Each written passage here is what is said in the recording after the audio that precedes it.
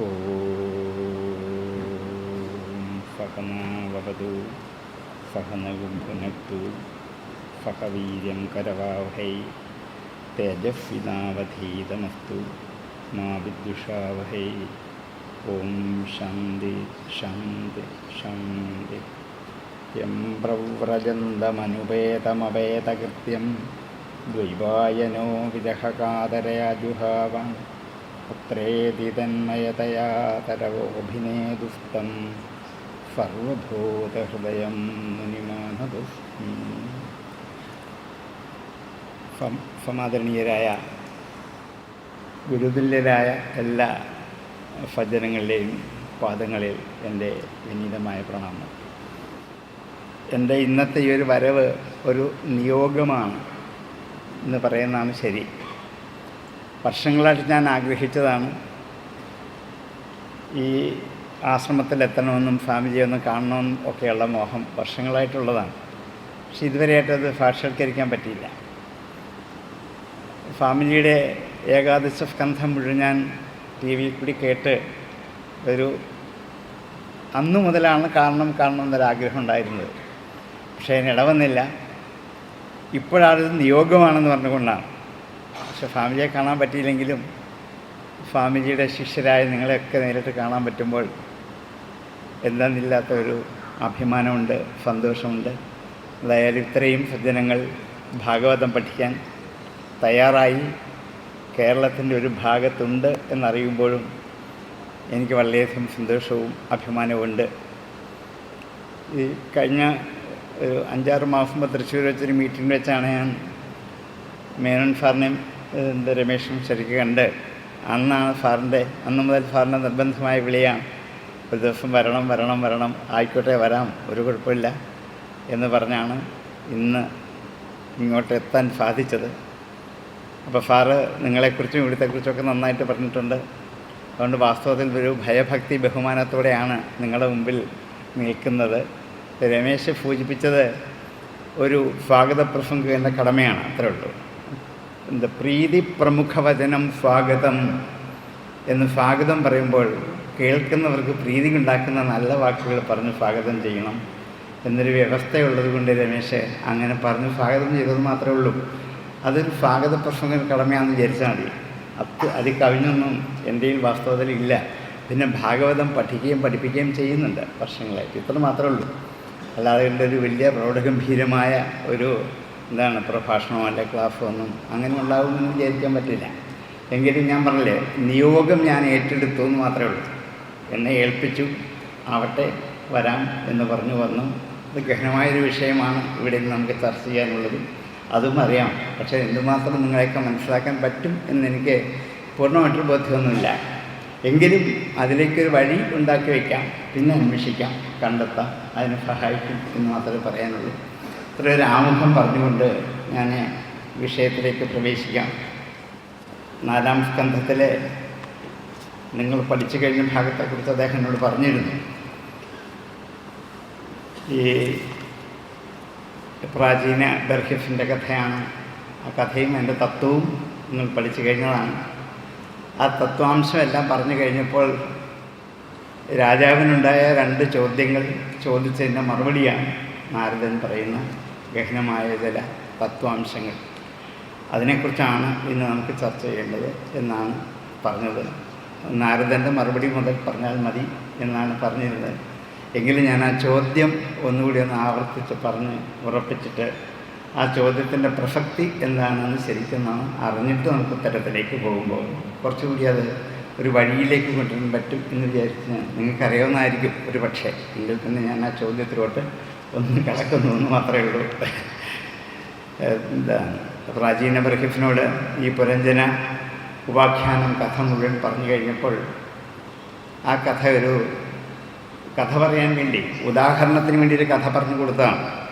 ആ കഥ മുഴുവൻ കേട്ട് കഴിഞ്ഞപ്പോൾ കഥയിലല്ല കാര്യം, അതിനകത്തുള്ള ഭാഗവത കഥ മുഴുവൻ അങ്ങനെ തന്നെയാണ്. അതിൻ്റെ അകത്ത് കഥ മാത്രം കേട്ട് അഭിരമിക്കലല്ല വേണ്ടത്, കഥയിലൂടെ കാര്യത്തിലോട്ട് കടക്കണം എന്നുള്ളത് കൊണ്ടാണ്. പഞ്ചസാരയിൽ പൊതിഞ്ഞ ഗുളിക പോലെയാണ്. കയ്പുള്ള ഗുളിക പഞ്ചസാരയിൽ പൊടിച്ചു കൊടുക്കും. കൊടുക്കുന്നത് ഗുളിക അകത്ത് ചെല്ലുമ്പോൾ രോഗം നശിക്കാൻ വേണ്ടിയാണ്. പഞ്ചസാരയുടെ മാധുര്യം കൊണ്ട് അത് അകത്ത് ചെന്നിട്ട് രോഗം നശിക്കാൻ വേണ്ടിയാണ്. അങ്ങനെയായിരുന്നു ഈ രോഗം നശിച്ചുകൊണ്ടേയിരുന്നത്. പക്ഷേ ഇപ്പം നമ്മൾ ബുദ്ധിമാന്മാരായി നമ്മൾ പഞ്ചസാര ഇറക്കിയിട്ട് ഗുളിക വായിൽ തന്നെ ഇട്ടേക്കത്തെ. കാരണം കഥയെല്ലാം അറിയാം, മനസ്സിലാക്കും. പക്ഷേ ഈ കഥയുടെ അകത്തുള്ള തത്വാംശം അതാണ് അതിൻ്റെ ഗുളിക. ആ ഗുളികയുടെ മെഡിസിൻ്റെ വാല്യൂ അകത്ത് ചെന്നെങ്കിൽ മാത്രമേ രോഗം നശിക്കുകയുള്ളൂ. അതുകൊണ്ട് എത്ര കേട്ടാലും നമുക്ക് രോഗം നശിക്കില്ല. വീണ്ടും വീണ്ടും ഇതിങ്ങനെ കേട്ടുകൊണ്ടിരിക്കാൻ മാത്രമേ ഉള്ളൂ. അതല്ല വേണ്ടത് എന്ന് സൂചിപ്പിക്കുന്ന പ്രധാനപ്പെട്ടൊരു കഥാംശമാണിതിൽ. ബാക്കി എല്ലാ കഥകളിലും ഇതുണ്ടെങ്കിൽ പോലും ഈ കഥയിൽ അത് നന്നായി സൂചിപ്പിക്കുന്നുണ്ട്. അപ്പം നമ്മൾ പഞ്ചസാര ഇറക്കിയിട്ടുണ്ട് എന്നെനിക്കറിയാം. പക്ഷേ ഒപ്പം കുറേശ്ശെ അതിൻ്റെ കയ്പുള്ള ഗുളികയും കൂടി പഞ്ചസാരയുടെ കൂടെ അകത്ത് ചെന്നാൽ ഈ വിഷയം നന്നായിട്ട് മനസ്സിലാക്കാൻ സഹായിക്കും എന്ന് മാത്രം പറഞ്ഞുകൊണ്ട് 56-ാമത്തെ ശ്ലോകത്തിൽ രാജോവാച എന്ന് തുടങ്ങുന്ന അവിടെയാണ് ചോദ്യം ആരംഭിക്കുന്നത്. 2-3 ശ്ലോകങ്ങൾ ഒന്ന് ചുരുക്കി പറഞ്ഞിട്ട് നമുക്ക് വിഷയത്തിലോട്ട് പോകാം. ശ്രുതമന്വീക്ഷിതം ബ്രഹ്മൻ ഭഗവാൻ യദഭാഷതാം നൈതജ്ജാനന്ത്യുപാധ്യായ കിന്ന ബ്രൂയു വിദുര്യതീ. ശ്രുതം എന്ന് വെച്ചാൽ കേട്ടത്, അന്വീക്ഷിതം എന്ന് വെച്ചാൽ വിചാരിച്ചത്. അന്വീക്ഷ എന്ന വാക്കിൻ്റെ അർത്ഥം വിചാരണം എന്നാണ്. കേട്ടതിനെ വീണ്ടും വീണ്ടും മനനം ചെയ്ത് വിചാരിച്ചുള്ളതിൻ്റെ പേരാണ് അന്വീക്ഷ. അതുകൊണ്ട് അന്വീക്ഷിക്കുക എന്ന് പറഞ്ഞാൽ നമുക്കൊരു വിദ്യയുണ്ട്, ഒരറിവ്. കാരണം എന്താണ്? കേട്ടതിനെ വിചാരണ ചെയ്ത് ഉള്ളിൽ ഉറപ്പിക്കുന്ന അറിവിൻ്റെ പേരാണ് അന്വീക്ഷി. തർക്കശാസ്ത്രത്തിനും അങ്ങനെ പറയും, വേദാന്ത ശാസ്ത്രത്തിന് അന്വീക്ഷി എന്ന് ഈ പേര് ഉപയോഗിക്കാറുണ്ട്. അതുകൊണ്ട് അന്വീക്ഷിതം ഹേ ബ്രഹ്മൻ സംബോധനയാണ്. ഭഗവാൻ യത് അഭാഷത, ഭഗവാൻ എന്താണോ പറഞ്ഞത് അതൊക്കെ കേട്ടു വിചാരണം ചെയ്തു. അങ്ങ് എന്തൊക്കെയാണോ പറഞ്ഞത് അത് മുഴുവൻ കേട്ടു. ശ്രുതം അന്വീക്ഷിതം ച, കേൾക്കുകയും ചെയ്തു, അതിനെക്കുറിച്ച് വിചാരണ ചെയ്ത് ഉള്ളിൽ ഉറപ്പിക്കുകയും ചെയ്തു. അപ്പം കഥയും കേട്ടു, കഥയിലെ തത്വാംശവും ഞാൻ കേട്ട് ധരിച്ചിരിക്കുന്നു. ഏതത് ജാനന്തി ഉപാധ്യായ കിം ന ബ്രൂ. എന്നെ ഈ യജ്ഞം ചെയ്യാൻ പഠിപ്പിച്ച ഉപാധ്യായന്മാരുണ്ട് അല്ലേ. ഇദ്ദേഹം പ്രാചീന ബർഹിസ് എന്ന പേര് കിട്ടിയത് കിഴക്കോട്ട് അഗ്രമായിട്ട് ഭൂമണ്ഡലം മുഴുവൻ യജ്ഞം ചെയ്ത് നിറച്ച ആളാണ്. അപ്പം ഈ യജ്ഞത്തിന് എന്നെ സഹായിച്ച ഉപാധ്യായന്മാർ ധാരാളമുണ്ട്. ആ ഉപാധ്യായന്മാരൊക്കെ ഇതറിയാവുന്നവരാണല്ലോ. അവരെന്തുകൊണ്ട് എന്നോടിത് പറഞ്ഞില്ല? എന്നെക്കൊണ്ട് ഈ കർമ്മം മാത്രമേ ചെയ്തിട്ടുള്ളൂ. എത്ര യജ്ഞങ്ങളാണ് ഞാൻ ചെയ്തത്. ഈ യജ്ഞങ്ങളൊക്കെ ചെയ്യുമ്പം ഈ കർമ്മത്തിൻ്റെ ഉദ്ദേശ്യ ലക്ഷ്യങ്ങൾ, എന്തിനാണ് ഈ കർമ്മം ചെയ്യുന്നത് എന്ന് എന്നോടൊന്നും പറഞ്ഞില്ലല്ലോ. ഇവിടെയാണ് എനിക്ക് ആശങ്കയുണ്ടാകുക. എന്നാൽ ഏതജ്ജാനന്തി, അവരിത് അറിയുന്നില്ലേ? അവർക്ക് അറിയാൻ മെനഞ്ഞിട്ടാണോ? കിം ന ബ്രൂയു, ഞങ്ങളോട് പറഞ്ഞു തന്നില്ലല്ലോ. വിദുഹു യതി, അറിയുമായിരുന്നെങ്കിൽ പറയാമായിരുന്നു. യതി വിദു, അറിയുമായിരുന്നെങ്കിൽ ഞങ്ങളോട് പറയാമായിരുന്നു. അപ്പോൾ അറിയാൻ മേലഞ്ഞിട്ടാണോ, അറിഞ്ഞിട്ട് പറയാതിരുന്നതാണോ? എന്തായാലും ഞങ്ങളോടിത് പറഞ്ഞില്ലല്ലോ ഇത്രയും നാളായിട്ട്. ഞാൻ കർമ്മഠനായി ധാരാളം കർമ്മം ചെയ്ത് യജ്ഞകർമ്മങ്ങൾ മാത്രം ചെയ്ത് ജീവിച്ച ആളാണ്. അപ്പം ഈ കർമ്മം മാത്രമല്ല, കർമ്മത്തിൻ്റെ ലക്ഷ്യം എന്താണ് എന്ന് പറയാതെ, കർമ്മം ഒരു ഉപകരണം മാത്രമാണ്, അതിൻ്റെ ലക്ഷ്യം എന്താണെന്ന് എനിക്ക് പറഞ്ഞു തന്നില്ലല്ലോ. ഈ ഒരു ആശങ്ക ആരുടെ മനസ്സിലാണ്? രാജാവിൻ്റെ ഉള്ളിൽ സൂക്ഷിച്ചു വെച്ചുകൊണ്ടാണ് ചോദിക്കുന്നത്. ശ്രുതമന്വീക്ഷിതം ബ്രഹ്മൻ ഭഗവൻ യദഭാഷതാം നൈതജ്ജാനന്ത്യുപാധ്യായ കിന്ന ബ്രൂയുർ വിദുര്യതി. അറിയുമായിരുന്നെങ്കിൽ അത് പറയാമായിരുന്നല്ലോ. ഇനി ഇപ്പം ഞാൻ ചോദിക്കാൻ പോകുന്നത്, ഇതൊക്കെ കേട്ട് കഴിഞ്ഞപ്പോൾ, ഈ കർമ്മവും അതിനെക്കുറിച്ചുള്ള തത്വവും കേട്ട് കഴിഞ്ഞപ്പോൾ എനിക്കൊരു സംശയം. സംശയോത്രതോ മേ വിപ്ര സംഛിന്നതൃതോ മഹാൻ ഋഷയോപി ഹി മുഹ്യന്തി എത്ര നേന്ദ്രിയവൃത്തയ. സംശയോ അത്രതു മേ വിപ്ര. ഹേ ബ്രഹ്മകുലോത്തമനായ ഭഗവൻ, എനിക്കിതിലൊരു സംശയമുണ്ട്. സംഛിന്ന, അത് ഛേദിക്കപ്പെടണം. തത്കൃത അതുകൊണ്ടുള്ള, അത് നിമിത്തമായിട്ടുള്ള, തത്കൃത സംശയ ഇതുകൊണ്ട് എനിക്കുണ്ടായ സംശയത്തെ, ചെറുതൊന്നുമില്ല, മഹാൻ സംശയം, വലിയ സംശയമാണ്. അത്ര ചെറിയ കാര്യമൊന്നുമല്ല എനിക്കതിലുണ്ടായത്, മഹാൻ സംശയ. ആ സംശയത്തെ എനിക്കിപ്പോൾ എന്തു ചെയ്യണം? ഛേദിപ്പിച്ച് തരണം, മാറ്റിത്തരണം. ഋഷയോഭിഹി മുഹ്യന്തി എത്ര നേന്ദ്രിയവൃത്തേഹ, എത്ര ഇതിൽ ഋഷയോഭിഹി മുഹ്യന്തി, ഋഷികൾ പോലും എന്തു ചെയ്യുന്നുണ്ട്? മോഹിക്കുന്നുണ്ട്. കാരണം എന്താണ്? ഇന്ദ്രിയവൃത്തികൾ ഏതൊന്നിലാണോ പ്രവേശിക്കാത്തത്, ഇന്ദ്രിയവൃത്തികൾ എവിടെ എത്തുന്നില്ലയോ അതിൽ ഋഷിമാർക്ക് പോലും ഇപ്പം മോഹമുണ്ട്. ഇന്ദ്രിയവൃത്തികൾ എത്താത്തത് എവിടെയാണ്? തത്വജ്ഞാനത്തിൽ. യഥാർത്ഥമായ ബ്രഹ്മജ്ഞാനത്തിലേക്ക് ഇന്ദ്രിയവൃത്തികൾ നേരിട്ട് എത്താൻ വിഷമാണ്. ഇന്ദ്രിയങ്ങൾക്ക് ഭൗതികമായ വിഷയങ്ങളിലേക്ക് വ്യാപരിച്ച് നിൽക്കാനേ കഴിയുള്ളൂ. എത്ര ന ഇന്ദ്രിയവൃത്തേഹ, ഇന്ദ്രിയവൃത്തികൾ എവിടെയാണോ എത്താത്തത്, അങ്ങനെയുള്ള ഋഷിമാർക്ക് പോലും ഇതിലെന്തുണ്ട്? ആശങ്കയുണ്ട്. അത്ര ഗഹനമാണ് ഈ ചോദ്യം, ഈ വിഷയം. അതുകൊണ്ടാണ് എനിക്കിത് സംശയം ഉണ്ടാവാൻ കാരണം. ആർക്കും ഉണ്ടാകാവുന്ന സംശയം തന്നെയാണ്. അതുകൊണ്ട് സംശയോത്രതുമേ വിപ്ര സംഛിന്ന തത്കൃതോ ഭവാൻ ഋഷിയോഭിഹി മുഹ്യന്തി എത്ര നേന്ദ്രിയവൃത്തേഹ, ഇന്ദ്രിയവൃത്തികൾ എവിടേക്കാണോ എത്താത്തത് അവിടെയാണ് ഋഷിമാർ പോലും മോഹിക്കുന്നത്. ഇന്ദ്രിയവൃത്തികൾ എത്തുമെങ്കിൽ എളുപ്പമാണ്, നമുക്ക് എന്ത് ചെയ്യാം? കണ്ടുപിടിക്കാൻ പറ്റും. ഇന്ദ്രിയവൃത്തികൾ കൊണ്ട് കണ്ടുപിടിക്കാൻ പറ്റാത്തൊരു വിഷയം എങ്ങനെ പറയാൻ പറ്റും? ഋഷിമാർക്ക് പോലും ഇതിൽ മോഹമാണ്. അവർ പോലും അന്വേഷിച്ചിട്ട് കണ്ടെത്തിയിട്ടില്ല ഇപ്പോഴും. അങ്ങനെയുള്ള ഒരു തത്വാംശം ഇതിൻ്റെ ഉള്ളിലുണ്ട്. ഏതാണ്? കർമ്മവിഷയത്തിൽ. നമ്മൾ ആകപ്പാടെ കുഴയ്ക്കുന്ന വിഷയമാണ് കർമ്മം. ഭഗവത്ഗീത കൂടുതൽ അധ്യായം ഉപയോഗിച്ച് എന്താണ്? കർമ്മത്തെ വേണ്ടിയിട്ടാണ്. അവിടെ കർമ്മം പറഞ്ഞു, കർമ്മയോഗം പറഞ്ഞു, എന്താണ്? ജ്ഞാനകർമ്മയോഗം പറഞ്ഞു, ജ്ഞാനകർമ്മ സന്യാസം പറഞ്ഞു, കർമ്മസന്യാസം പറഞ്ഞു. എത്ര വിഷയങ്ങളാണ്! ഈ കർമ്മം ഒരൊറ്റ വിഷയത്തെ തന്നെ ബോധ്യപ്പെടുത്താൻ വേണ്ടിയിട്ടാണ് 3-4 അധ്യായങ്ങളിൽ കൂടി ഗീതയും ഈ കർമ്മത്തെക്കുറിച്ച് പറയാൻ പുറപ്പെട്ടത്. പക്ഷേ കർമ്മം ചെയ്യാതെ ആർക്കും ഇവിടെ ജീവിക്കാൻ പറ്റത്തില്ല. എന്നാൽ ജാതു തിഷ്ഠതി അകർമ്മകർത്തെന്ന് എന്താ ഗീത വീണ്ടും വീണ്ടും നമ്മൾ ബോധ്യപ്പെടുത്തിയത്. ഒരു കർമ്മവും ചെയ്യാതെ ആർക്കും ജീവിക്കാൻ പറ്റില്ല. നമ്മൾ ചിലപ്പോൾ അങ്ങനെയൊക്കെ വിചാരിക്കും, ഇന്ന് ഞാൻ ഒന്നും ചെയ്യുന്നില്ല, സുഖമായിട്ട് ജീവിക്കത്തുള്ളൂ എന്ന്. പക്ഷെ ഒരു കർമ്മം ചെയ്യേണ്ടി വരും. എന്താണ്? ശ്വാസോച്ഛ്വാസം. അതൊരു കർമ്മമല്ലേ? അതെങ്കിലും ചെയ്യാതെ ആർക്കും ജീവിക്കാൻ പറ്റുമോ? ഇല്ല. അതുകൊണ്ട് സമസ്ത പ്രാണികളും എപ്പോഴും ഇവിടെ എന്താണ്? കർമ്മനിരതരാണ്. ജനിച്ചു വീഴുമ്പോൾ മുതൽ മരിക്കുന്ന അന്തിമ നിമിഷം വരെ ഋഷിമാർ, മനുഷ്യർ, ജീവികൾ, ജന്തുക്കൾ എല്ലാവരും കർമ്മ നിബന്ധിതരാണ്. അതുകൊണ്ട് മനുഷ്യനെ സംബന്ധിച്ച് കർമ്മം ഒരു കുഴയ്ക്കുന്ന വിഷയമാണ്.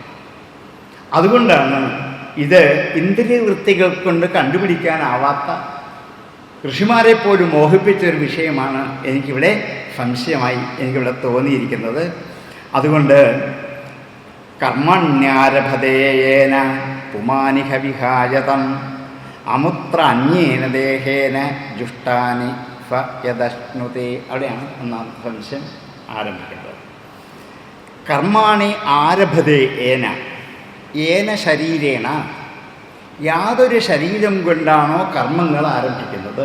ഇല്ലേ? കർമ്മം ചെയ്യാൻ എന്ത് വേണം? ശരീരം. ശരീരം എന്തിനു വേണ്ടിയിട്ടാണ്? ഇത് കർമ്മം ചെയ്യാൻ വേണ്ടിയിട്ടാണ്. അപ്പോൾ യാതൊരു ശരീരം കൊണ്ടാണോ കർമ്മങ്ങൾ ആരംഭിക്കുന്നത്? പുമാൻ, പുമാൻതൽ മനുഷ്യൻ.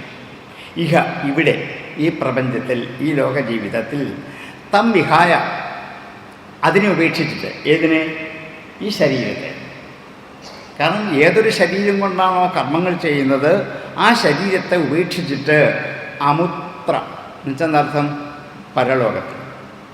ഐഹികം ഇവിടെയുള്ളത്, ആമുഷ്മികം, ആമുത്രികം, എന്താ പരലോകത്തിൽ ഉള്ളത്. അമുത്ര എന്നുവെച്ചാൽ പരലോകത്ത്. അന്യേന ദേഹേന, മറ്റൊരു ദേഹം കൊണ്ട്, ജുഷ്ടാനി, മറ്റൊരു ദേഹം കൊണ്ട് അനുഷ്ഠിക്കുന്ന കർമ്മത്തിൻ്റെ ഫലങ്ങളെ, ജുഷ്ടം യോജിച്ചത് എന്നാണ്. ആ കർമ്മത്തിന് യോജിച്ച ഫലങ്ങളെ, ജുഷ്ടാനി ഫലാനി, യോജിക്കുന്ന ഫലങ്ങളെ, യത് അശ്നുതേ, അവൻ എന്തുകൊണ്ട് അനുഭവിക്കുന്നു. ഈ ശരീരം കൊണ്ട് നമ്മളോട് എന്ത് ചെയ്യുന്നുണ്ട്? ധാരാളം കർമ്മം ചെയ്യുന്നുണ്ട്. അന്തിമ നിമിഷം വരെ അവസാനം പോകുമ്പോൾ എന്തു ചെയ്യും? ശരീരം ഇവിടെ ഉപേക്ഷിച്ചു. ശരീരം കളത്താൻ, ഫുതാൻ, ബന്ധുവർഗാൻ, പയഫ്യം, ധനം, പത്മ, ഭൃത്യാൻ, ഭുവംച സമസ്തം പരിത്യജ്യ ഹാ കഷ്ടം ഏകോ ഗമിഷ്യാമി. അല്ല, ഇതെല്ലാം ഇവിടെ ഇട്ടിട്ട് പോകും. ശരീരം, കളത്രം, പുത്രന്മാരെ, ബന്ധുക്കളെ, വീട്, ഉണ്ടാക്കി വെച്ച ധനം, സകലതും വിട്ടു. പക്ഷേ ഞാൻ പോകും എന്നുള്ള ഉറപ്പാണ്. ഇതൊക്കെ ഉപേക്ഷിച്ചിട്ട് ആര് പോകുന്നുണ്ട്? ഞാൻ മരിച്ചു പോയി എന്നാണ് പറയുക. അപ്പോൾ മരിച്ച് എന്ത് ചെയ്യാണ്? പോകുന്നുണ്ടെന്നുള്ള ഉറപ്പായി. അപ്പോൾ പോകുന്നത് മറ്റൊരു ലോകത്തിലേക്കാണ്. അങ്ങനെ മറ്റൊരു ലോകത്തിൽ ചെന്നാൽ അവിടെ ദേഹമുണ്ടോ? ഇല്ല. ദേഹം എന്ത് ചെയ്തു? ഇവിടെ ഉപേക്ഷിച്ചിട്ട് പോയി. പക്ഷേ അവിടെ ചെന്ന് പിന്നെ കർമ്മങ്ങൾ ചെയ്യുന്നുണ്ടോ? ഉണ്ടെങ്കിൽ ആ കർമ്മത്തിന് ഫലമുണ്ടോ? ഇതെങ്ങനെ അനുഭവിക്കാൻ പറ്റും? ഇത് അനുഭവിക്കണമെങ്കിൽ ശരീരം വേണ്ടേ? ശരീരം കളഞ്ഞിട്ടാണ് പോകുന്നത്. അപ്പം എന്താ, മറ്റൊരു ലോകത്തിലെത്തിയാൽ അമുത്ര അന്യേന ദേഹേന, എന്താണ്, മറ്റൊരു ലോകത്ത് മറ്റൊരു ദേഹം കൊണ്ടേ പറ്റൂ. ഈ ദേഹം കൊണ്ട് പറ്റില്ലല്ലോ. ഈ ദേഹം കൊണ്ട് കളഞ്ഞിട്ടാണ് പോയി അല്ലേ? നമ്മൾ തീയിൽ കത്തിച്ച് കളഞ്ഞത് എല്ലാവരും കണ്ടതാണ്. അതിന് തിരിച്ച് പോവില്ല എന്നുള്ള ഉറപ്പാണ്. അപ്പം അവിടെ ഞാൻ പോയി എന്ന് പറയുന്ന, എന്താണ്, ഞാനെന്ന് പറയുന്ന സത്തയ്ക്ക് അവിടെ എന്തെങ്കിലും ഒരു ശരീരം ഉപാധിയായിട്ടുണ്ടോ? ഉണ്ടെങ്കിൽ എന്തിനെ ആശ്രയിച്ചിട്ടാണ് പിന്നീട് കർമ്മഫലങ്ങൾ അനുഭവിക്കുന്നത്? പിന്നീട് കർമ്മഫലങ്ങൾ അനുഭവിക്കും എന്നാണ് പറഞ്ഞു വെച്ചത് മുമ്പേ. അതിന് അപ്പോഴാണ് സംശയം വന്നത്. എങ്ങനെ അനുഭവിക്കാൻ പറ്റും? അനുഭവിക്കണമെങ്കിൽ എന്ത് വേണം? ശരീരം വേണ്ടേ? അത് പോയല്ലോ. അതില്ലാതെ പിന്നെ എങ്ങനെ അനുഭവിക്കാൻ പറ്റും? എൻ്റെ ബലമായൊരു സംശയം ഇതാണ്. കർമ്മഫലങ്ങൾ അനുഭവിക്കണേ എന്ത് വേണം? ശരീരം വേണം. ആ ശരീരം ഇവിടെ കളഞ്ഞിട്ടല്ലേ പോയിരിക്കുന്നത്. പിന്നെ മറ്റൊരു ദേഹം കൊണ്ട് അതെവിടെ നിന്ന് കിട്ടും? മറ്റൊരു ദേഹം ഉണ്ടോ? ഉണ്ടെങ്കിൽ അതെങ്ങനെയാണ് അനുഭവിക്കാൻ പറ്റുക? ഇതൊന്നും നമുക്ക് നേരിട്ട് കാണാൻ പറ്റുന്നതല്ല. ഇത്ര വരെ മാത്രമേ നമുക്ക് കാണാൻ പറ്റൂ. ആ വാസ്തവത്തിൽ ഇവിടെ രാജാവിൻ്റെ ചോദ്യം ഗഹനമായൊരു ചോദ്യമാണ്. നമ്മുടെയൊക്കെ മനസ്സിൽ ഇടയ്ക്കിടയ്ക്ക് വരാറുള്ളതുമാണ്. പക്ഷെ നമുക്ക് ഉത്തരവൊന്നും ശരിക്കും കിട്ടാത്തത് നമ്മളത് വേണമെന്ന് വെച്ചാൽ എന്തെങ്കിലും ആട്ടെ, ഓരോരുത്തർ പറഞ്ഞും കേട്ടുമൊക്കെ നമ്മളിങ്ങനെ പോകാറേ ഉള്ളൂ. പക്ഷെ അവിടെയാണ് ഭാഗവതം വ്യാസൻ ബുദ്ധിപൂർവ്വം ഈ വിഷയം നമ്മുടെ മുമ്പിലേക്ക് എത്തിക്കുന്നത്. നമ്മുടെ ചിരകാലമായ സംശയത്തെ മാറ്റിയെടുക്കാൻ പര്യാപ്തമായ കുറേ രണ്ട് ചോദ്യങ്ങളാണ്. അപ്പം കർമ്മണ്യാരഭതേ ഏന പുമാനിഹ വിഹായതം അമുത്ര അന്യേന ദേഹേന ജുഷ്ടാനി ഫയത് അശ്നുതേ ഇത് വേദവിദംബാദം ശ്രൂയതേ തത്ര തത്ര കർമ്മ യത് ക്രിയതേ പ്രോക്തം പരോക്ഷം ന പ്രകാശത്തെ. ഇങ്ങനെ വേദവിദാം, വേദം അറിയുന്ന ആൾക്കാർ അവരുടെ വാദ ശ്രൂയത്തെ കേൾക്കുന്നുണ്ട്. തത്ര തത്ര ഹ, ഇടയ്ക്കിടയ്ക്ക് ഇതിങ്ങനെ കേൾക്കാറുമുണ്ട്. പരലോകം എന്നൊരു ലോകമുണ്ടെന്നും എല്ലാവരും അവിടേക്ക് പോകുമെന്നും അവിടെ ചെന്നാൽ ഇവിടെ ചെയ്യുന്ന കർമ്മത്തിൻ്റെ ഫലമാണ് അവിടെ അനുഭവിക്കാൻ പോകുന്നത് എന്ന് വേദമറിയാവുന്ന പണ്ഡിതന്മാരൊക്കെ അവിടെ ഇവിടെയൊക്കെ പലപ്പോഴും പറഞ്ഞ് കേട്ടിട്ടുണ്ട്. നമ്മളൊക്കെ അങ്ങനെ തന്നെയാണ്. ചില ആചാര്യന്മാരും പലരുമൊക്കെ പറഞ്ഞും അറിയാവുന്നവരെ കേട്ടും പറഞ്ഞുമൊക്കെ നമ്മൾ കേട്ടിട്ടുണ്ട്. ഇതിലെന്താ വാസ്തവമായിരിക്കുന്നത്? എൻ്റെ സംശയം പിന്നെയും അനുഭവിക്കും. ഇവിടെ ചെയ്ത കർമ്മങ്ങളുടെ ഫലമാണ് അവിടെ ചെന്ന് അനുഭവിക്കുന്നതെങ്കിൽ അനുഭവിക്കാൻ ആര് വേണം? ശരീരം വേണ്ടേ? ഇല്ല, ഇപ്പം എങ്ങനെ അനുഭവിക്കാൻ പറ്റും? ഇതാണ് എൻ്റെ ബലമായ ഒരു ചോദ്യം. അല്ലേ, വളരെ യുക്തിസഹമായ ഒരു ചോദ്യമാണ്. നമ്മുടെ മനസ്സിലും ഉണ്ടാകുന്നൊരു ചോദ്യം തന്നെയാണ്. ഇത് വേദവിദാംവാദ ശ്രൂയതേ തത്ര തത്ര ഹ, അവിടെ ഇവിടെ ഇങ്ങനെ കേട്ടിട്ടുണ്ട്. കർമ്മയത് ക്രിയതേ, യാതൊരു കർമ്മമാണോ ചെയ്യുന്നത്, പ്രോക്തം പരോക്ഷം ന പ്രകാശത്തെ, അത് എന്താ പരോക്ഷം ന പ്രകാശത്തെ, അത് പരോക്ഷമായിട്ട് എന്ത് ചെയ്യാൻ പറ്റുന്നില്ല, കാണാൻ പറ്റുന്നില്ല. പ്രത്യക്ഷമായിട്ടില്ല, പരോക്ഷമായിട്ട് എന്ത് ചെയ്യാൻ പറ്റുന്നില്ല, കാണാൻ പറ്റുന്നില്ല. ന പ്രകാശത്തെ, അത് പ്രകാശിക്കുന്നുമില്ല. അനുഭവങ്ങൾക്ക് കാരണമായ കർമ്മം അല്ലേ? എല്ലാ അനുഭവങ്ങൾക്കും കാരണം എന്താണ്? ഓരോ കർമ്മം ചെയ്യുമ്പോൾ എന്ത് ചെയ്യുന്നത്, അനുഭവിക്കേണ്ടി വരുന്നത്. അങ്ങനെ അനുഭവത്തിന് കാരണമായിരിക്കുന്ന കർമ്മം എങ്ങനെ കർമ്മബന്ധമില്ലാത്ത പരലോകത്ത് ഫലം തരാൻ പറ്റും? അവിടെ എന്തില്ല? കർമ്മമില്ലല്ലോ. എല്ലാം ഇവിടുന്ന് ചെയ്ത് കഴിഞ്ഞല്ലേ പോയിരിക്കുന്നത്. അവിടെ ചെന്നാൽ പിന്നില്ല. പിന്നെ എങ്ങനെ ഫലം കിട്ടാൻ പറ്റും? അവിടെ ചെന്ന് കർമ്മം ചെയ്തെങ്കിലല്ലേ ഫലം കിട്ടുകയുള്ളൂ. അത് രണ്ടാമത്തെ ചോദ്യം ഇവിടെയാണ്. ഈ 2 ചോദ്യമാണ് രാജാവ് നാരദനോട് ചോദിക്കാൻ പുറപ്പെട്ടത്. 2 ചോദ്യം. ഒന്ന്, പരലോകത്ത് നിന്ന് ശരീരമില്ലാതെ എങ്ങനെ അനുഭവിക്കാൻ പറ്റും? ഒന്നാമത്തെ ചോദ്യം. രണ്ടാമത്തെ ചോദ്യം എന്താണ്?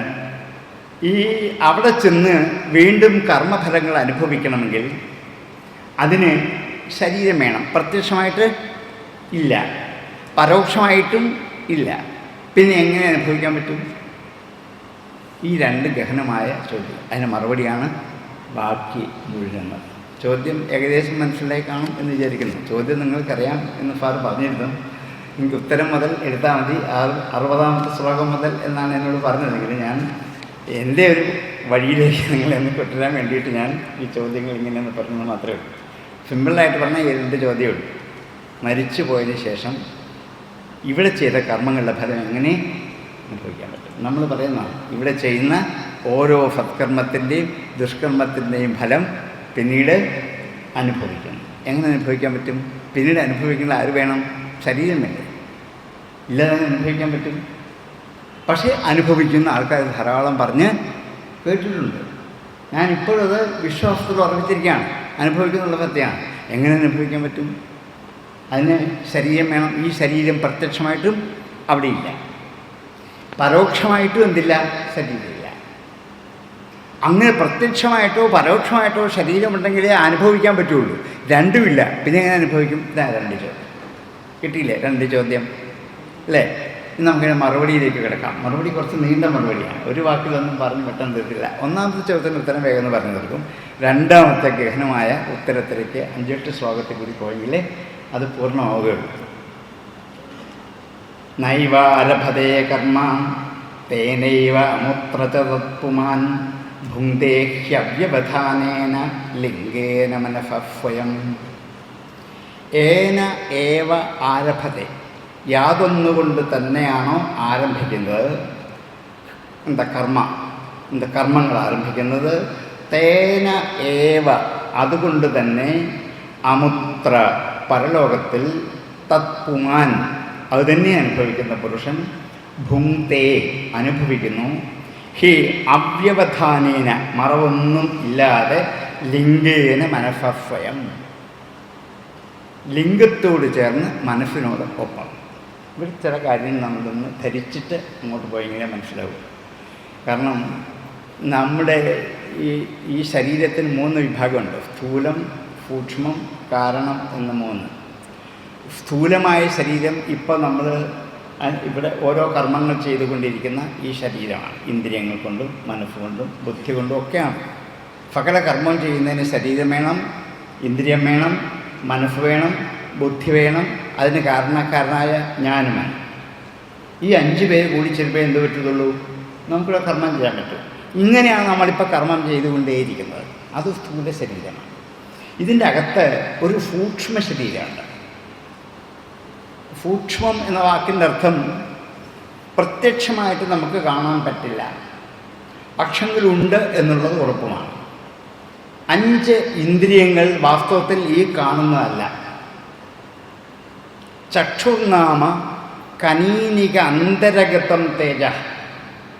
കണ്ണ് എന്ന് പറയുന്നത് ഈ കാണുന്ന ഗോളങ്ങളല്ല.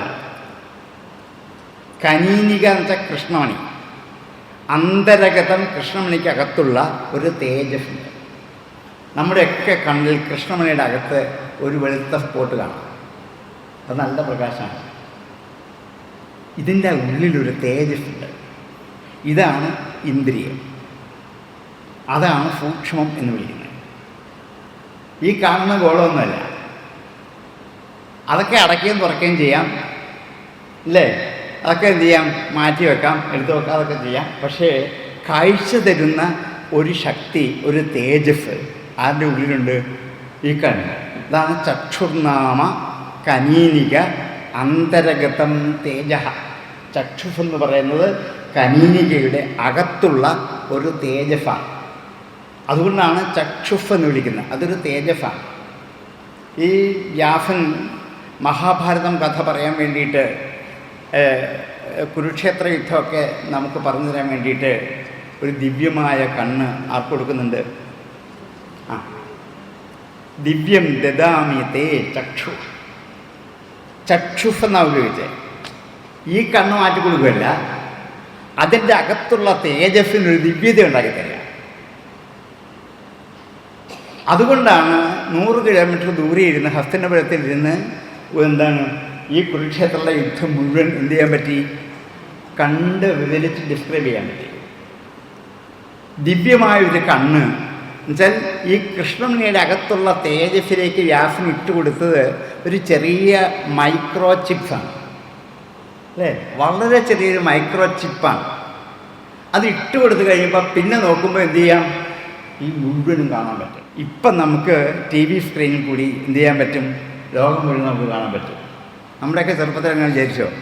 ഇല്ല, ഒരിക്കലും സ്വപ്നത്തിൽ പോലും അങ്ങനെ വിചാരം വരില്ല. ഇപ്പം എന്ത് ചെയ്യാൻ പറ്റും? ഇത് കാണാൻ പറ്റും. അത് വലിയ സ്ക്രീനാണ്. അതിൻ്റെ അകത്ത് ഇട്ടിരിക്കുന്നത് ചിപ്പ് കുറച്ച് വലുതാണ്. അത് എത്രയും മൈന്യൂട്ടാക്കി ചെറുതാക്കി കൊണ്ടുവന്നാൽ ഇതിൻ്റെ അകത്തെ സാധനം ഒരു കടുകുമണിയുടെ 100 അംശമേ കാണുകയുള്ളൂ. നമ്മുടെ കണ്ണിലേക്ക് ഇട്ടാൽ നമുക്ക് കാണാൻ കഴിയും. TV ഒന്നുമില്ല. എത്ര കാലം മുമ്പ് വ്യാസനിത് സാക്ഷാത്കരിച്ചതാണ്. ശാസ്ത്രമൊക്കെ കണ്ടുപിടിക്കുന്ന എത്രയോ മുമ്പ്. അതുകൊണ്ടാണ് ദിവ്യം ദദാമി തേ ചക്ഷുഹ് എന്ന് ഉപയോഗിച്ചത്. നേത്രം എന്നല്ല, ചക്ഷുഹ്. എന്താണ് ചക്ഷുഹ്? ചക്ഷുർനാമ കനീനിക അന്തരഗതം തേജ. അതൊരു തേജസ്സാണ്. അത് സൂക്ഷ്മമാണ്, നമുക്ക് കാണാൻ പറ്റത്തില്ല. ചക്ഷുർനാമ കനീനിക അന്തരഗതം തേജോധ ജിഹ്വഗ്രതസ്തോയാംശോരശനം. നാവിൻ്റെ അറ്റത്തുള്ള വെള്ളത്തിൻ്റെ പേരാണ് രസന നാവ്. നാവിൻ്റെ ലക്ഷ്യം എന്താണ്? സ്വാദറിയാനില്ല. സ്വാദറിയുന്ന നാവിൻ്റെ അറ്റം കൊണ്ടാണ്. നാവിൻ്റെ അറ്റത്ത് വെള്ളം ഉണ്ടെങ്കിൽ മാത്രമേ അറിയൂ. നമുക്കൊക്കെ അറിയാം അല്ലേ? സ്വാദ് നോക്കുന്നത് എങ്ങനെയാണ്? നാക്കിൻ്റെ അറ്റം കൊണ്ടാണ്. ഈ അറ്റത്താണ് ഇന്ദ്രിയം ഇരിക്കുന്നത്.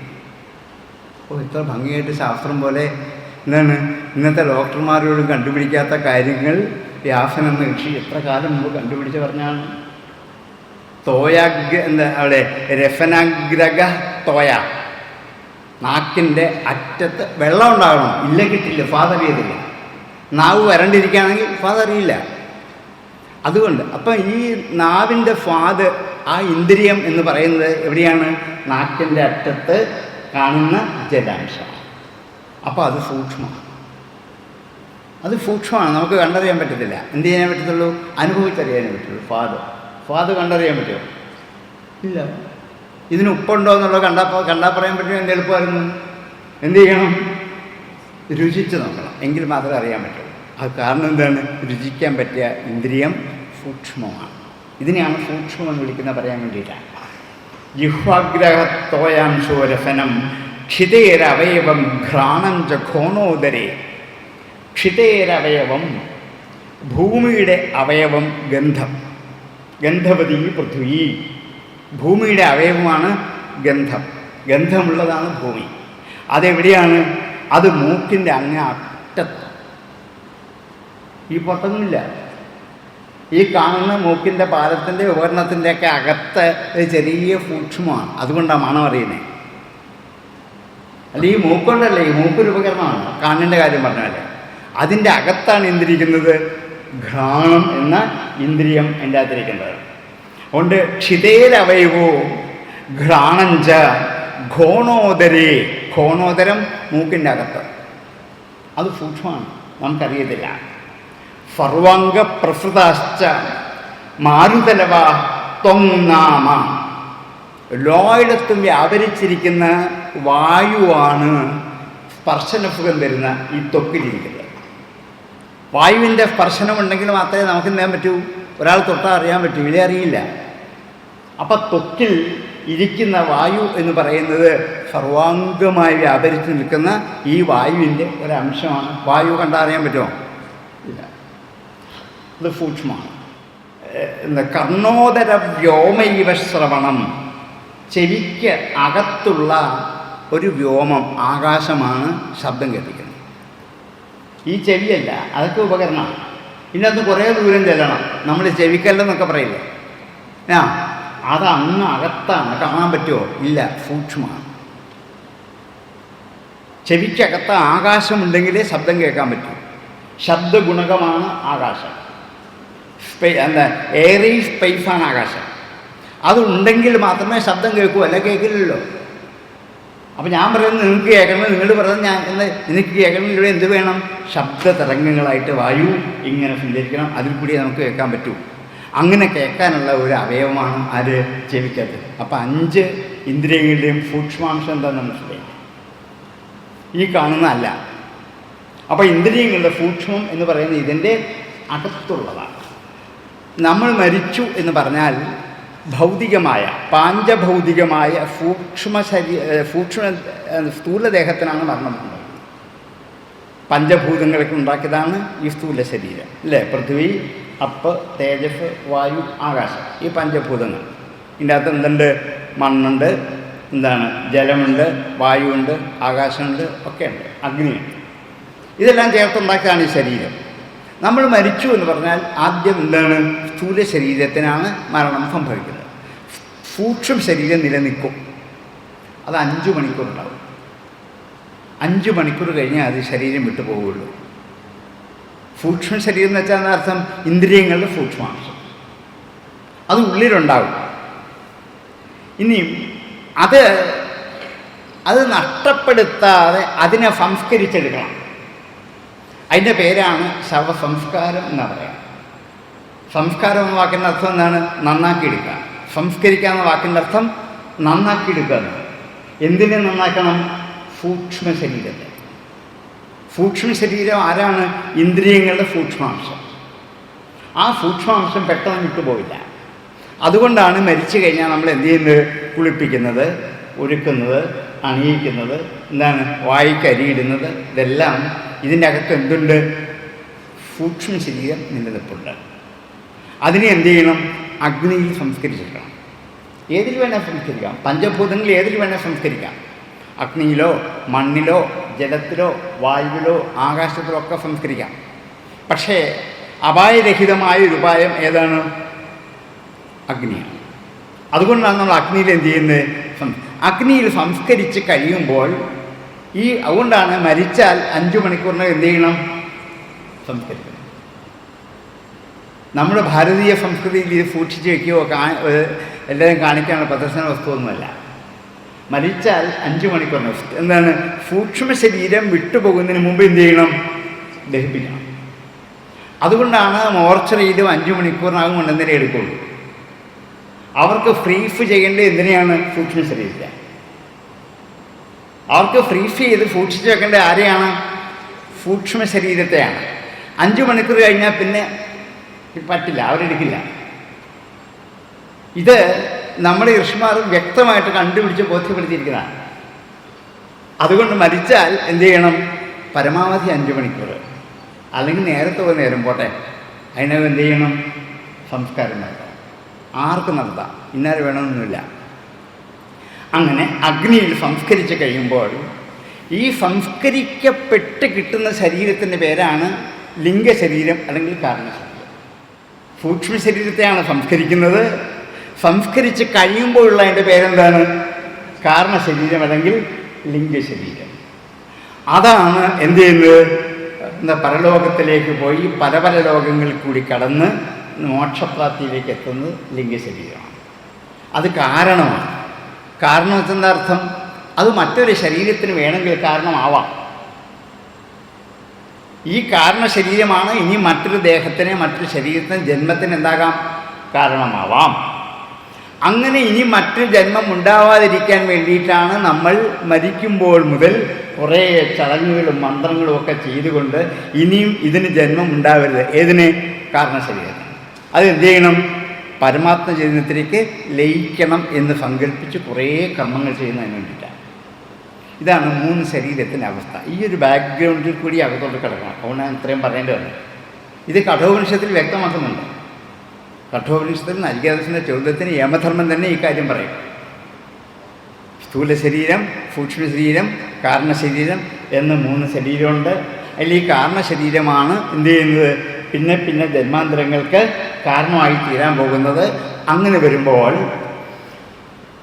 കഥാചിത് ഉപലഭ്യതേ യദ്രൂപം ഏനൈവ ആരഭതേ കർമ്മ തേനൈവ അമുത്രതത്വമാൻ ഭുന്തേഹി അവ്യവധാനേന ലിംഗേന മനഃസഹ. മനസ്സും വാസ്തവത്തിൽ എന്താണ്? സൂക്ഷ്മമാണ് അല്ലേ? മനസ്സാരെങ്കിലും കാണാറുണ്ടോ? കണ്ടിട്ടുണ്ടോ? ഇല്ല. ഉണ്ടല്ലോ. ഇല്ലെന്ന് ആർക്കെങ്കിലും പറയാൻ പറ്റുമോ? ഇല്ല. എപ്പോഴും പറയും എൻ്റെ മനസ്സിന് ബലമില്ല, എൻ്റെ മനസ്സിന് കട്ടിയില്ല, എനിക്ക് മനസ്സില്ല എന്നൊക്കെ പറയും. അപ്പം അതിൻ്റെ അർത്ഥം എന്താണ്? മനസ്സുണ്ടെന്നുള്ള ഉറപ്പാണ്. സദാസമയവും നമ്മുടെ കൂടെ ആരുണ്ട്? മനസ്സുണ്ട്. പക്ഷെ നമ്മൾ കണ്ട് പ്രത്യക്ഷമായിട്ടും അറിയത്തില്ല. പരോക്ഷമായിട്ട് ആരുണ്ട്? മനസ്സുണ്ട്. അപ്പോൾ മനസ്സ് സ്ഥൂലമല്ല, പിന്നെന്താണ്? സൂക്ഷ്മമാണ്. ഈ സൂക്ഷ്മമായ മനസ്സിലും എന്തുണ്ട്? ഞാൻ ചെയ്യുന്ന സമസ്ത കർമ്മങ്ങൾക്കും സാക്ഷിയാരാണ്? മനസ്സാണ്. മനസ്സുണ്ടെങ്കിലേ ചെയ്യുള്ളൂ. 5 ഇന്ദ്രിയങ്ങളെ എന്ത് ചെയ്യണം? പ്രവർത്തിപ്പിക്കുന്ന ആര് വിചാരിച്ചാൽ പറ്റൂ? മനസ്സ് വിചാരിച്ചാൽ പറ്റൂ. മനസ്സുണ്ടെങ്കിലേ കാണൂ, മനസ്സുണ്ടെങ്കിലേ കേൾക്കൂ, മനസ്സുണ്ടെങ്കിലേ എന്താണ് ഇവിടെ ഇരിക്കൂ, മനസ്സുണ്ടെങ്കിലേ ഞാൻ പറയുന്നത് കേൾക്കുള്ളൂ. ഇതൊന്നും ഇല്ലെങ്കിൽ കേൾക്കില്ല. മനസ്സിടയ്ക്ക് എവിടെയെങ്കിലും പോയാലോ അങ്ങ് പോകും. ഞാനീ പറയുന്നതിനിടയ്ക്ക് നിങ്ങൾ ചിലപ്പോൾ ഇടയ്ക്ക് എന്ത് ചെയ്യും? പോകും. വീട്ടിലും നാട്ടിലും ഒക്കെ ഇടയ്ക്കിടയ്ക്ക് പോകും. പോയിട്ട് തിരിച്ചു വരും. ഇത്തിരി സമയമേ പോകുള്ളൂ. അത് ഞാൻ പറയുന്ന ഒരു വാക്കോ ഒരു ആശയമോ കേട്ടിട്ട് അറിയാതെ പോകുന്നതാണ്. നിങ്ങൾ അറിയുന്നില്ല പോയി എന്നുള്ള കാര്യം. പോയിട്ട് നിങ്ങൾ തിരിച്ചു വരും, പെട്ടെന്ന് തിരിച്ചു വരും. തിരിച്ചു വന്ന് ബാക്കി പറഞ്ഞ് ഞാൻ കേൾക്കും. അതുകൊണ്ട് ഞാൻ ചിലപ്പോൾ 4-5 പ്രാവശ്യം ഒരു കാര്യം പറയും. കാരണം എന്താണ്? ഈ പോയവർ തിരിച്ചു വന്ന് കേട്ടോട്ടെ എന്ന് വിചാരിച്ചത്. അതൊരു അധ്യാപകൻ്റെ ഒരു വലിയ മഹത്വമാണ്. നിങ്ങളുടെ മുഖത്ത് നോക്കുമ്പോൾ അറിയാം നിങ്ങൾ ആരൊക്കെ പോയിട്ടുണ്ടെന്ന്. അതുകൊണ്ട് ഞാൻ ഇങ്ങനെ ചുറ്റും ഇങ്ങനെ നോക്കുമ്പോൾ ചിലരൊക്കെ ഇവിടുന്ന് പോയിട്ടുണ്ട്, അറിയാം. ആ പോയവർ തിരിച്ച് വന്നോട്ടെ എന്ന് ചോദിച്ചാൽ 2, 3, 4ാമത്തെ പ്രാവശ്യം പറയുമ്പോഴായിരിക്കും അവർ തിരിച്ചു വന്ന് കേൾക്കുന്നത്. സ്വാഭാവികം. അതൊരു കുറ്റമല്ല, അതൊരു അപകടമല്ല. ഇങ്ങനെ സംഭവിച്ചുകൊണ്ടിരിക്കും. കാരണം മനസ്സങ്ങനെയാണ്. മനസ്സുണ്ടെങ്കിൽ മാത്രമേ സമസ്ത കർമ്മങ്ങൾ നടക്കുകയുള്ളൂ, അല്ലെങ്കിൽ ഒന്നും ചെയ്യില്ല. അതുകൊണ്ട് സ്ഥൂല ശരീരത്തെയും സൂക്ഷ്മ ഇന്ദ്രിയങ്ങളെയും പ്രവർത്തിപ്പിക്കുന്ന ആരാണ്? സൂക്ഷ്മമായ മനസ്സ് തന്നെയാണ്. ആ മനസ്സ് എന്തു ചെയ്യും? ഈ സൂക്ഷ്മ ഇന്ദ്രിയങ്ങളുടെ കൂടെ ആര് നിൽക്കും? മനസ്സ് നിൽക്കും. ആ മനസ്സ് ഇവിടെ വിട്ടുപോകുമ്പോൾ, ഏത്? ഈ അഗ്നിയിൽ കൂടി ദഹിപ്പിച്ചെടുത്ത് മറ്റൊരു കാരണത്തിന് പാകമായി ഇത് തീരുമ്പോൾ ശേഷിക്കുന്നത് എന്ത് മാത്രമേ ഉള്ളൂ? ഈ മനസ്സിൻ്റെ സൂക്ഷ്മാംശം മാത്രമേ ഉള്ളൂ. അതുകൊണ്ടാണ് നമ്മൾ പോകുന്നത്. അതിൻ്റെ കളയില്ല. ഇതാണ് കാരണശരീരത്തിൽ എന്ത് ചെയ്യുന്നുണ്ട്? മനസ്സിൻ്റെ അംശം ഉണ്ട്. അതോടുകൂടിയാണ് പോകുന്നത്. അപ്പോൾ ഈ ജന്മത്തിൽ ഇവിടെ ഇരുന്ന് എന്തൊക്കെ മനസ്സിൽ വിചാരിച്ചുവോ അതിൻ്റേതായ ഒരു ചെറിയ അംശം എവിടെ ഉണ്ടാകും? പോകുന്ന വഴിക്കുണ്ടാകും അല്ലേ? അത് കൂടെ തന്നെ കാണും, വിട്ടുപോകാൻ പറ്റത്തില്ല. നമ്മളെ കൂടെ തന്നെ ഇങ്ങനെ അതെപ്പോഴും ഉണ്ടാകും. അതുകൊണ്ടാണ് നല്ല കാര്യങ്ങൾ ചിന്തിക്കണം, നല്ലത് പറയണം, നല്ലത് പ്രവർത്തിക്കണം. അങ്ങനെയാണെങ്കിൽ ഈ പോകുന്ന കാരണ ശരീരത്തിൽ ഈ ദുഷ്ടതകളൊന്നും ഉണ്ടാവില്ല. അപ്പോൾ അതുണ്ടാവാതിരിക്കണമെങ്കിൽ ഇപ്പോൾ എന്ത് ചെയ്യണം? മനസ്സുകൊണ്ട് നല്ലതേ ചിന്തിക്കാവൂ. പക്ഷേ എത്ര പ്രാവശ്യം മനസ്സുകൊണ്ട് ദുഷ്ടത ചിന്തിക്കും? എണ്ണാനേ പറ്റില്ലല്ലോ. രാവിലെ മുതൽ വൈകുന്നേരം വരെ എത്ര ദുഷ്ചിന്തകൾ മനസ്സിൽ കൂടി കടന്നു പോകുന്നുണ്ടാകും. ഒരാവശ്യമില്ലാതെ രാവിലെ ചുമ്മാതിരുന്ന് ഭക്ഷണമൊക്കെ പാകമൊക്കെ ഭക്ഷണമൊക്കെ കഴിച്ച് 10 മണി കഴിയുമ്പോൾ എല്ലാ പണിയും ഒതുങ്ങിയിട്ട് ഇരുന്ന് ഇങ്ങനെ ആലോചിക്കുകയാണ്. ആരെക്കുറിച്ച്? വീട്ടുകാരെക്കുറിച്ച്, വീട്ടിൽ നിന്ന് പോയവരെക്കുറിച്ച്, അവർ രാവിലെ പറഞ്ഞ ഒരു വാക്കിനെക്കുറിച്ച്, അവരെന്നോട് ദേഷ്യപ്പെട്ട് പറഞ്ഞ എന്തിനാണ്, എന്തുകൊണ്ട് ഇങ്ങനെ പറഞ്ഞു, ഇങ്ങനെ മണിക്കൂറുകൾ പോകില്ലേ? 2-3 മണിക്കൂർ പോകും. നിങ്ങളീ ചിന്തിക്കുന്ന ആരെക്കുറിച്ചാണോ അവർക്കൊരു ഫലമില്ല. അവരറിയുന്ന പോലുമില്ലല്ലോ. അവർക്കൊരു ഫലം നിങ്ങൾക്കുണ്ടോ? അതുമില്ല. അവർക്കും നിങ്ങൾക്കും ഒരു ഫലമില്ലാതെ എത്ര മണിക്കൂർ വെറുതെ കളഞ്ഞു. ആ സമയത്ത് ഈശ്വരചിന്തയാണ് മനസ്സിൽ നിറയ്ക്കുന്നതെങ്കിൽ, ഈശ്വരനെക്കുറിച്ചാണ് നിങ്ങൾ ചിന്തിച്ചുകൊണ്ടിരിക്കുന്നതെങ്കിൽ അവർക്കും ഗുണമുണ്ട്, നിങ്ങൾക്കുമുണ്ട്. നിങ്ങളുടെ കാരണ ശരീരത്തിലേക്ക് എന്ത് ചെയ്യും? ഡെപ്പോസിറ്റ് ചെയ്യും. നഷ്ടപ്പെടില്ല. നമ്മൾ ചെയ്യുന്ന സമസ്ത കർമ്മങ്ങളുടെയും ഒരംശം നമ്മളുടെ വാസനയിൽ ഡെപ്പോസിറ്റ് ചെയ്തിട്ടുണ്ടാവും. ഒരു നാമം ചൊല്ലിയാൽ ആ നാമത്തിൻ്റെ ഫലം ഈ മനസ്സിൻ്റെ സൂക്ഷ്മാംശമായ കാരണശരീരമായ വാസനയിൽ നിക്ഷേപിച്ചു. നഷ്ടപ്പെടില്ല. ഞാൻ ഈ ജന്മം മുഴുവൻ നാമം ചൊല്ലിയിട്ട് എനിക്കൊരു ഫലമില്ല. അതെ, ഈ ഫലം ഇവിടെയല്ല കിട്ടുക, പിന്നെ എവിടെയാണ്? അപ്പുറത്താണ് കിട്ടുക. ഒരു മാവ് കുഴിച്ച് വെച്ചാൽ പിറ്റേ ദിവസം മാങ്ങ പറിക്കാൻ പറ്റുമോ? എത്ര വർഷം കഴിയണം? അതിൻ്റെ ഫലം എനിക്ക് കിട്ടുമോ? കിട്ടിക്കൊള്ളുന്നില്ല. പിന്നെ വരുന്നവർക്കായിരിക്കും അനുഭവിക്കുന്നത്. അതുകൊണ്ട് കുഴിവെക്കാതിരിക്കുമോ? ഇല്ല. ഇതേപോലെയാണ് നാമം ചൊല്ലൽ, നിത്യകർമ്മങ്ങൾ. അതിൻ്റെ ഫലം എന്തെങ്കിലും ഒരിക്കൽ കിട്ടും, നഷ്ടപ്പെടില്ല. ഈ ജന്മം അല്ലെങ്കിൽ മറ്റു ജന്മാന്തരങ്ങളിലായിരിക്കും, പക്ഷേ നഷ്ടപ്പെടില്ല. എവിടെ സൂക്ഷിക്കും? കാരണ ശരീരത്തിൽ സൂക്ഷിക്കപ്പെടുന്നതിൻ്റെ പേരാണ് വാസന. ഇത് ഓരോ ടേമുകളാണ്, അതൊന്ന് പരിചയപ്പെടുത്താൻ വേണ്ടി ഞാൻ പറഞ്ഞതേ ഉള്ളൂ. വാസന എന്ന് പറയുന്നത് ഈ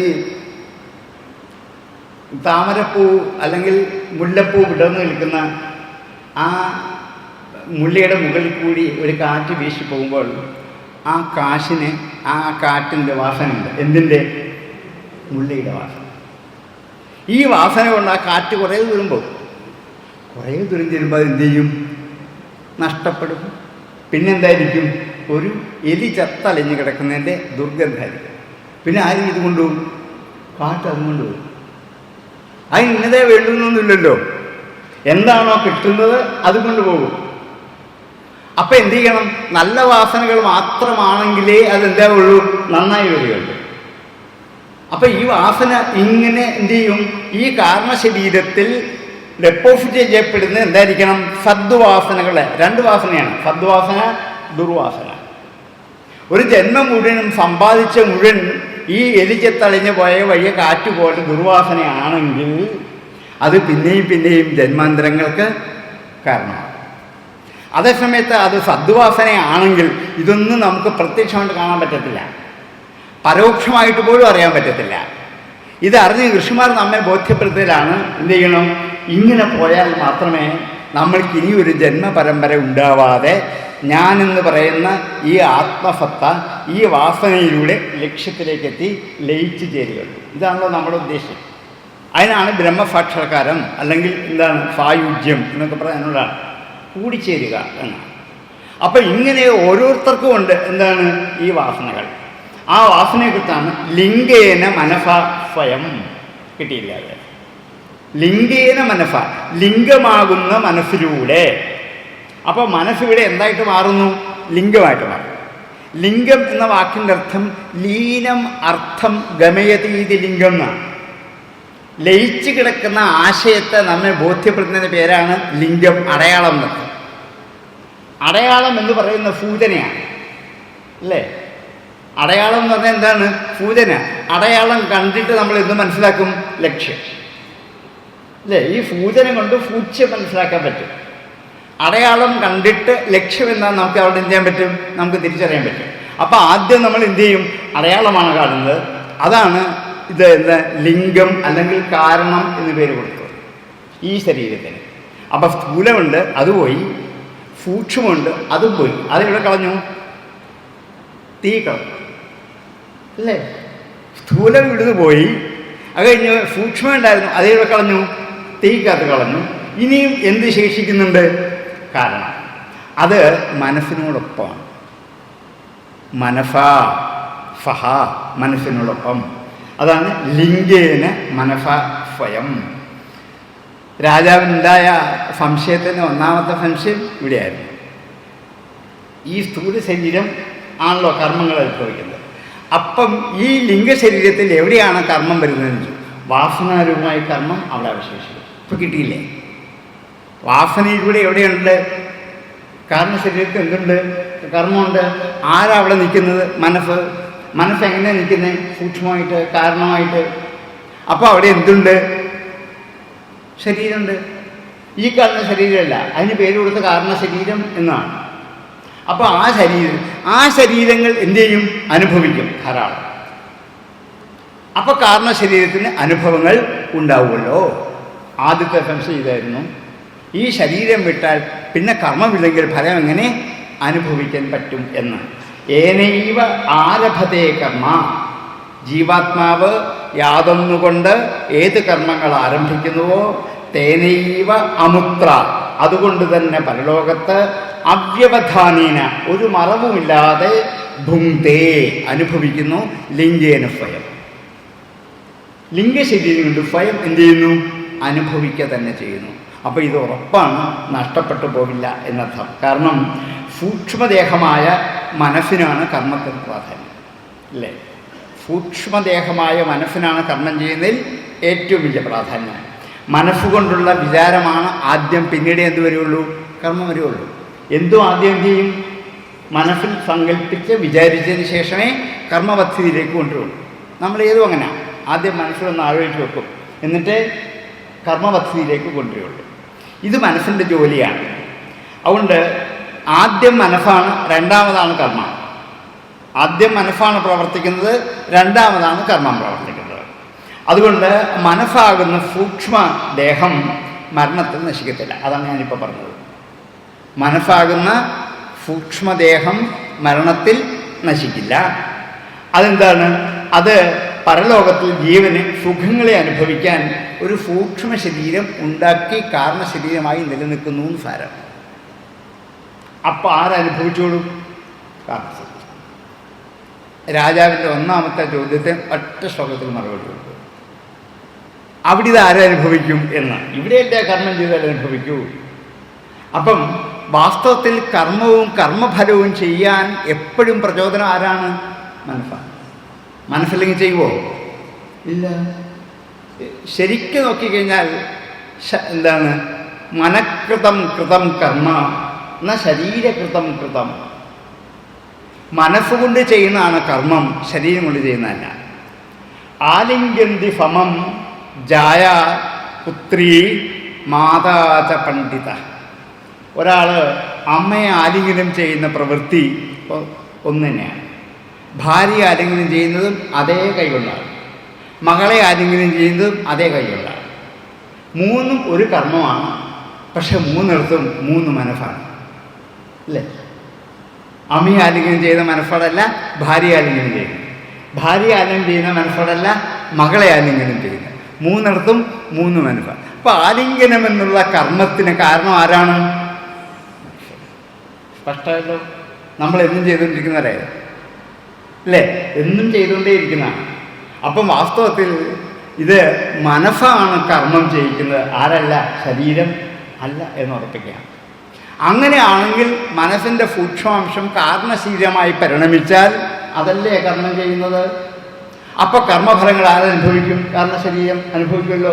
സംശയിക്കാനൊന്നുമില്ല. ഒന്നാമത്തെ ചോദ്യത്തിന് മറുപടിയായി കിട്ടിയോ? ഏകദേശം സംശയമുണ്ടോ? ഉണ്ടെങ്കിൽ ചോദിക്കാം. എന്തേലും ഇതിലാർക്കെങ്കിലും ആശങ്കയുണ്ടാക്കി.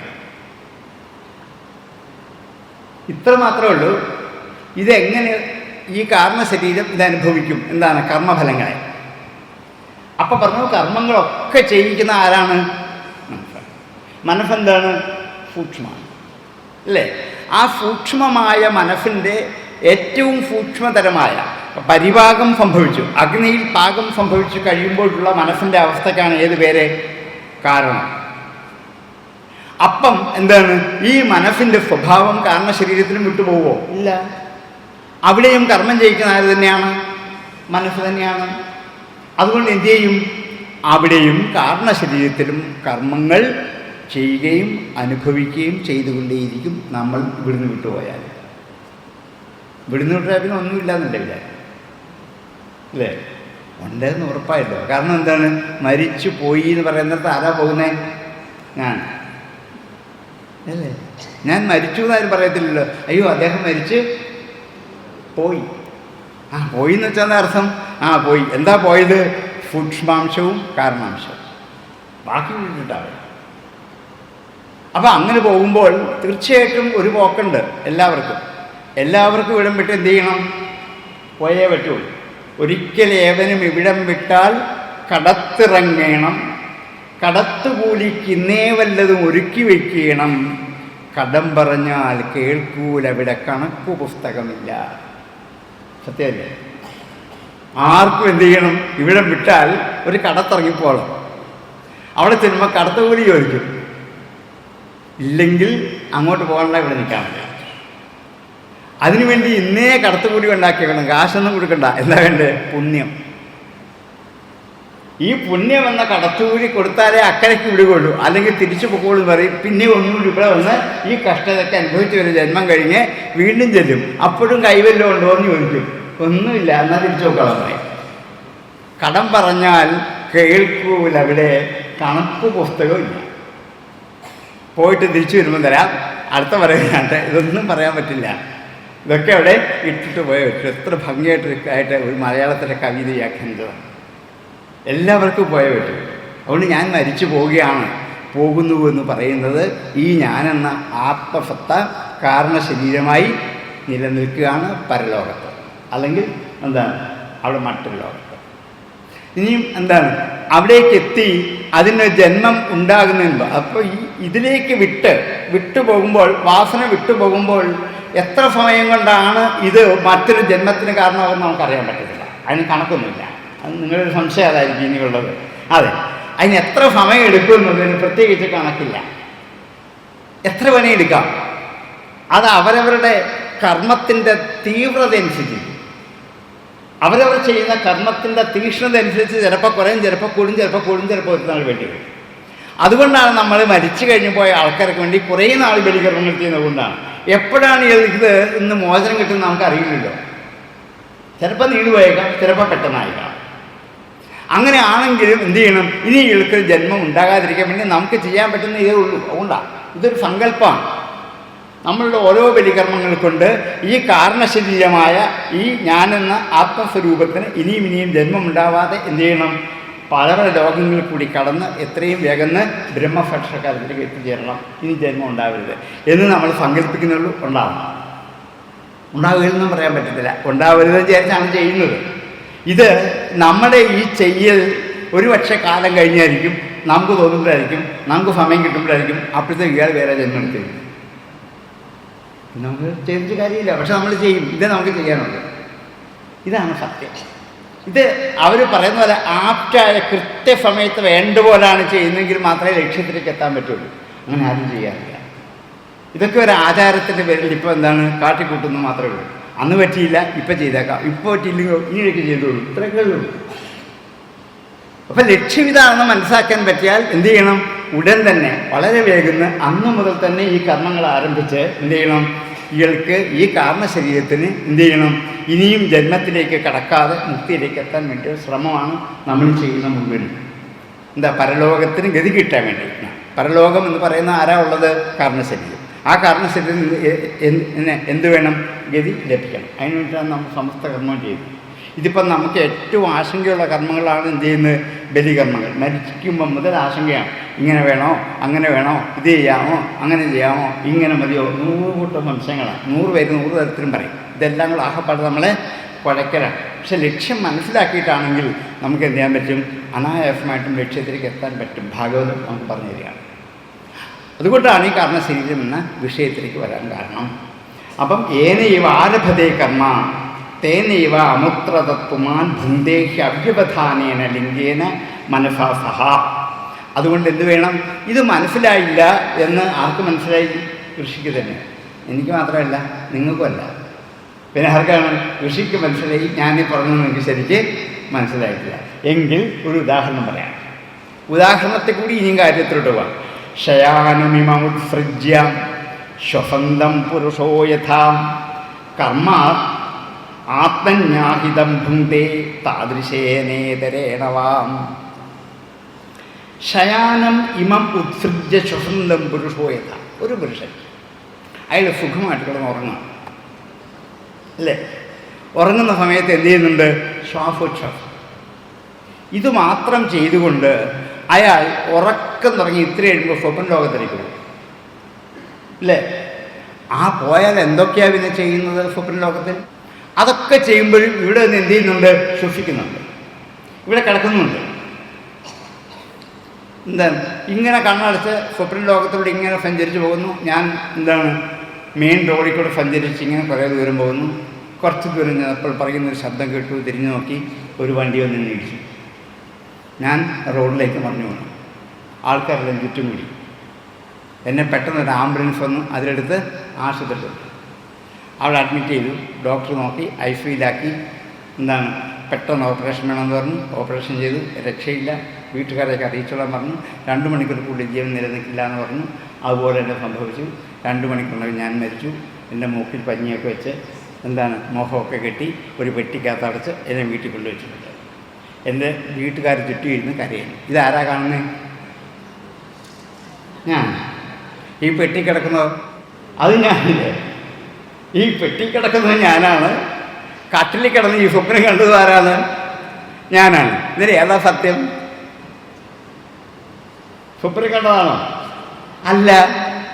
പെട്ടെന്ന് ഒരാളൊന്ന് വിളിച്ചു, ഞാൻ ഒന്ന് നോക്കുമ്പം എൻ്റെ മൂക്കി പഞ്ഞിയില്ല, കെട്ടിയിട്ടുമില്ല, പെട്ടിക്കത്തുമല്ല, ഞാൻ കട്ടിൽ കിടന്ന് സുഖമായിട്ട് ഉറങ്ങുകയാണ്, എനിക്കൊരു കുഴപ്പമില്ല. പക്ഷെ ഞാൻ എന്തൊക്കെ അനുഭവിച്ചു?